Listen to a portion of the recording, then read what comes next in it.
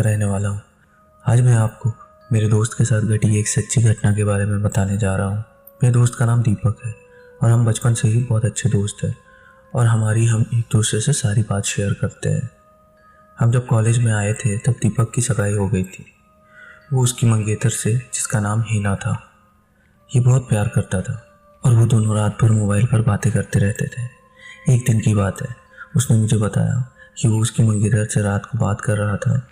दीपक ने उसकी मंगेतर को मिलने के लिए बोला तो उसकी मंगेतर बदली हुई आवाज़ में बोली, तू ज़्यादा मत बोल वरना तेरे को वहीं दफन कर दूंगी। दीपक एक बार तो ये सुनकर चौंक गया और फिर सोचा वो शायद मजाक कर रही होगी। फिर दीपक भी उसको मजाक में बोला, क्या कर लेगी तू मेरा, चल करके दिखा। तो वो फिर बोली, आज रात देख तेरे साथ क्या होता है। ये कहकर उसने मोबाइल रख दिया। अगली सुबह जब दीपक मुझसे मिला तो वो अपनी कल रात की बातें बताने लगा। उसने मुझे रात को फ़ोन वाली बात बताई और उस रात उसके साथ जो कुछ भी हुआ वो सारी बातें भी उसने मुझे बताई।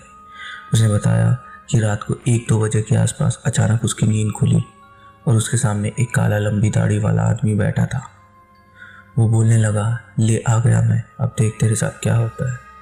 उसने दीपक का गला पकड़ लिया, उससे मेरी सांसें रुक गई। दीपक ने उसी वक्त उसके सामने अल्लाह का नाम लेते हुए नमाज़ पढ़ना शुरू कर दिया और वो उसके सामने से गायब हो गया। मुझे उसकी बात सुनकर बड़ा आश्चर्य हुआ कि ऐसे कैसे हो सकता है। उसके अगले दिन दीपक ने फिर अपनी मंगेतर से मोबाइल पर बात की और बोला, कल रात तुम मुझे क्या अनाप शनाप बोल रही थी। उसकी मंगेतर ने कहा, ऐसा कैसे हो सकता है, लेकिन कल तो मैंने फ़ोन ही नहीं किया था। ये सुनकर दीपक के रोंगटे खड़े हो गए और उसने तुरंत फ़ोन काट दिया। उसी वक्त दीपक ने मुझे फ़ोन किया कि उसकी मंगेतर की तबीयत ख़राब है और कल उसके घर पर चलना है। अगले दिन हम दोनों तैयार होकर दीपक के मंगेतर के घर गए। वहाँ हमने दरवाज़ा खटखटाया तो उसकी मंगेतर सामने खड़ी थी और बदली हुई आदमी की आवाज़ में बोल रही थी कि तू फिर आ गया ना, तूने अगर अंदर कदम रखा तो यहीं पर तेरी अर्थी निकाल दूंगा। दीपक बोला कि ये क्या बोल रही है तू। दीपक आगे था और जैसे ही उसने घर में कदम रखा उसकी मंगेतर ने दीवार पर टंगी तस्वीर उतार कर दीपक के सर पर दे मारी। उसके सर से खून बहने लगा। दीपक के सालों ने उसकी मंगेतर को पकड़कर बिठाया। फिर उसके सालों ने दीपक के सर पर पट्टी बांधी। हिना के दादाजी ने बताया कि हिना को जिन का साया लग गया है। इस पर दीपक के ससुर ने उन्हें अपना मुंह बंद रखने को कहा। थोड़ी देर रुककर हम वहाँ से सीधे अस्पताल जाकर ढंग से पट्टी करवाए। उसके अगले ही दिन मुझे दीपक का फ़ोन आया कि हिना की तबीयत बहुत ख़राब है और वो अस्पताल में भर्ती है। दीपक ने बाइक निकाली और हम दोनों जल्दी अस्पताल पहुँचे। वहाँ पर पहुँचते ही हमने डॉक्टर से हिना की हालत पूछी। उन्होंने बताया कि उसकी हालत बहुत नाजुक है, कौन सी बीमारी है वो पता नहीं चल पा रहा है और उसके घर वालों को डॉक्टर ने दीपक को घर ले जाने को कहा। सभी हैरान थे कि ऐसी क्या बीमारी है जिसका इलाज डॉक्टर के पास भी नहीं है। फिर उसके घर वाले ने हिना को घर ले आए।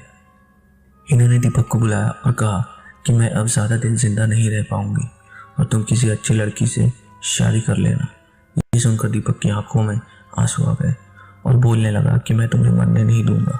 फिर हिना के दादाजी ने उसको एक बाबा के पास ले जाने को कहा। हम उसको बाबा के पास ले गए और बाबा ने बताया कि इसको एक बुरे जिन ने जकड़ लिया है जिसकी वजह से वो इसकी शरीर को नुकसान पहुंचा रहा है। अब बहुत देर हो गई थी। बाबा ने बताया कि इसका एक ही इलाज है, यहाँ से 100 किलोमीटर दूर एक दरगाह है, वहाँ इसका इलाज हो सकता है।